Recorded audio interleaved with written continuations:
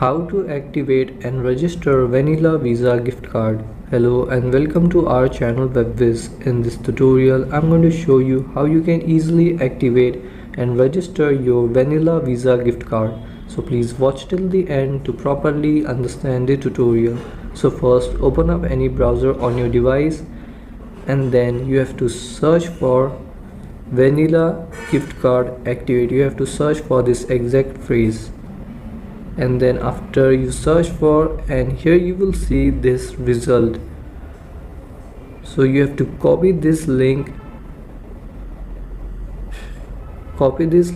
and paste it in your search bar and search for it, and you will be taken to this website.